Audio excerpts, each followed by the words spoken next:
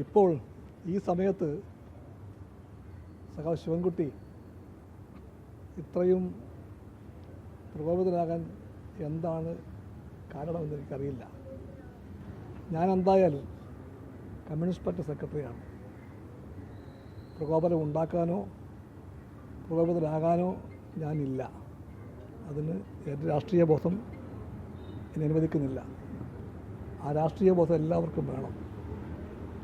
അതാണ് LDFൻ്റെ കൈമുതൽ, അതാണ് അതിൻ്റെ കരുത്ത്. CPIക്ക് ആ രാഷ്ട്രീയ ബോധമുണ്ട്. PMCയെ സംബന്ധിച്ച് സഖാവ് ശിവൻകുട്ടിയെ എന്തെങ്കിലും പഠിപ്പിക്കാൻ ഞാൻ ആളല്ല. PMCയെ സംബന്ധിച്ചുള്ള ലെഫ്റ്റ് രാഷ്ട്രീയം, ഇടതുപക്ഷ രാഷ്ട്രീയം എന്താണെന്ന് ശിവൻകുട്ടിയെ പഠിപ്പിക്കാൻ എന്നേക്കാളും എന്തുകൊണ്ടും അർഹരും അവകാശമുള്ളവരും സഖാവ് MA ബീബിയും സഖാവ് ഗോവിന്ദൻ മാഷുമാണ്. അവർ പഠിപ്പിക്കട്ടെ. PMC എന്ന പദ്ധതി NEPയുമായിട്ട് കൂട്ടിയിണക്കപ്പെട്ട ഒന്ന്, RSSൻ്റെ വിദ്യാഭ്യാസ അജണ്ട നടപ്പിലാക്കാനുള്ള ഒരു നീക്കം, അതിനെപ്പറ്റിയുള്ള ഇടതുപക്ഷ രാഷ്ട്രീയത്തിൻ്റെ ശരി എന്താണെന്ന് ഞാൻ പഠിപ്പിക്കുന്നില്ല. പക്ഷേ അത് പഠിപ്പിക്കാൻ CPMൻ്റെ നേതാക്കൾ ഈ നാട്ടിലുണ്ട്. അതവർ എന്തൊന്നും ഞാൻ പറയില്ല. ശിവൻകുട്ടിക്ക് നല്ല രാഷ്ട്രീയ ബോധമുണ്ട്. ശിവൻകുട്ടി നല്ല രാഷ്ട്രീയ നേതാവാണ്. ശിവൻകുട്ടി മാന്യ സുഹൃത്താണ്. ശിവൻകുട്ടി CPM നേതാവാണ്. ശിവൻകുട്ടി ആധുനികനായ വിദ്യാഭ്യാസ മന്ത്രിയാണ്. എല്ലാമാണ്. ശിവൻകുട്ടിക്ക് നല്ല രാഷ്ട്രീയ ബോധമുണ്ട്. ഒരു കാരണവശാലും ശിവൻകുട്ടിയെ ചെറുതാക്കാൻ ഞാനില്ല.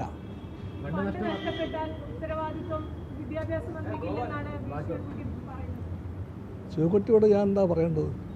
PMCയും സമഗ്ര ശിക്ഷാ കേരളയും രണ്ടും ഒന്നല്ല. രണ്ടും തമ്മിൽ കൂട്ടിക്കെട്ടുന്നത് BJP രാഷ്ട്രീയമാണ്. അതല്ല നമ്മുടെ രാഷ്ട്രീയം. LDF രാഷ്ട്രീയം അതല്ല. റൈറ്റ് ടു എഡ്യൂക്കേഷൻ ആക്ടിൻ്റെ വെളിച്ചത്തിൽ SSK ഫണ്ട് കിട്ടാൻ നമുക്ക് അവകാശമുണ്ട് എന്നതാണ് CPIയുടെ നിലപാട്. CPIയുടെ നിലപാടായിരിക്കും LDFനും അതായിരിക്കും സ്വീകാര്യം.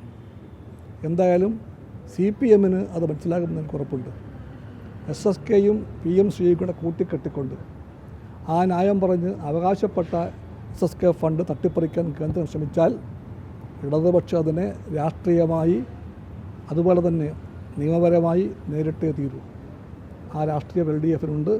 ആ രാഷ്ട്രീയം ശിവൻകുട്ടിക്ക് എന്തായാലും ബോധ്യപ്പെടും. രാഷ്ട്രീയ വിജയം അവകാശപ്പെടുന്നത് ശരിയല്ല എന്നാണ് ശിവൻകുട്ടി പറയുന്നത്. രാഷ്ട്രീയ വിജയം ആർക്കാണെന്ന് പറയാൻ കഴിയുന്ന കാര്യമായിട്ടത് എന്നൊക്കെ അദ്ദേഹം പറയുന്നത്. നിങ്ങൾക്കെല്ലാവർക്കും അറിയാമല്ലോ. പലവട്ടം എന്നോട് ചോദിച്ചു, നമ്മളെല്ലാം ചോദിച്ചു, ഈ വിജയം CPIയുടെ വിജയമല്ലേ എന്ന്. ഞാൻ പറഞ്ഞു, വിജയത്തിൻ്റെയും പരാജയത്തിൻ്റെയും അളവുകോൽ വെച്ച് ഇതളക്കാൻ ഞങ്ങളില്ല. അതെൻ്റെ വാചകം, ഞങ്ങളില്ല. നിങ്ങൾക്ക് അങ്ങനെ അളക്കാൻ വാശിയുണ്ടെങ്കിൽ ഞങ്ങൾ പറയും, CPI പറയും, ഇത് LDFൻ്റെ രാഷ്ട്രീയ വിജയമാണെന്ന് പറയും. ഞാൻ കൂട്ടിച്ചേർത്തു, LDF രാഷ്ട്രീയത്തിൻ്റെ വിജയം, LDFൻ്റെ ഐഡിയോളജിയുടെ വിജയം, LDFൻ്റെ ഐക്യത്തിൻ്റെ വിജയം എന്ന് ഞാൻ പറഞ്ഞത്. അവിടെയാണ് CPI ഇപ്പോഴും നിൽക്കുന്നത്. വരവണ്ണം മാറാതെ, ലവലേശം തെറ്റാതെ CPI പറയുന്നു, ഈ കത്തെഴുതിയ കാര്യമടക്കമുള്ള എല്ലാ കാര്യങ്ങളും CPIയുടെയും CPMൻ്റെയും അടക്കം LDFൻ്റെ വിജയമാണ്, രാഷ്ട്രീയ വിജയമാണ്. ആ രാഷ്ട്രീയ വിജയം LDFൻ്റെ രാഷ്ട്രീയ ആശയത്തിൻ്റെ വിജയമാണ്. അത് ഇന്ത്യയിലെമ്പാടും PMCക്കെതിരെ പടവെട്ടുന്ന വമ്പിച്ച രാഷ്ട്രീയ ബോധമുള്ള അധ്യാപക പ്രസ്ഥാനത്തിൻ്റെയും വിദ്യാർത്ഥി പ്രസ്ഥാനത്തിൻ്റെയും വിജയമാണ്. അത് പറയുമ്പോൾ ഞാൻ AISFനെ കാണുന്നു, SFIയെ കാണുന്നു.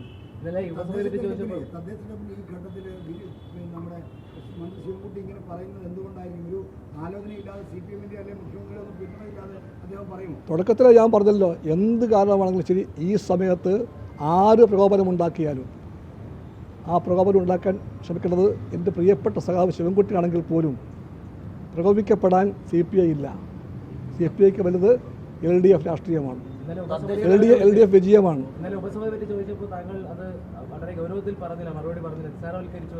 അത് ഉപസമിതിക്ക് ഗൗരവമുണ്ടെന്ന് എനിക്ക് ബോധ്യമുണ്ട്. ഉപസമിതി കൺവീനറായ ശിവൻകുട്ടിക്ക് ആ ബോധ്യമുണ്ടാകണം. തദ്ദേശ തെരഞ്ഞെടുപ്പ് ആയതുകൊണ്ട് കൂടുതൽ കാര്യങ്ങളൊന്നും പറയുന്നില്ല എന്നൊരു കാര്യം കൂടി മന്ത്രി പറഞ്ഞിട്ടുണ്ട്. പറയാനുണ്ടാകുമെന്ന് കൂടിയില്ല. നല്ല കാര്യം അദ്ദേഹം പറയട്ടെ. ഞങ്ങൾ communist party of India CPI LDF രാഷ്ട്രീയത്തിൻ്റെ ഐക്യത്തിനോ വിജയത്തിനോ ഭംഗമുണ്ടാക്കുന്ന ഒന്നും പറയില്ല, ഒന്നും ചെയ്യില്ല. പദ്ധതിയിൽ നിന്ന് പിന്മാറിയിട്ടില്ല, അത് മരവിപ്പിച്ചിട്ട് മാത്രമേ ഉള്ളൂ എന്നാണ് ഇപ്പോഴും വിദ്യാഭ്യാസ മന്ത്രിയുടെ നിലപാട്. അതേപ്പറ്റി CPI പറയട്ടെ, ഞാൻ പറയുന്നില്ല. ശരിയപ്പോൾ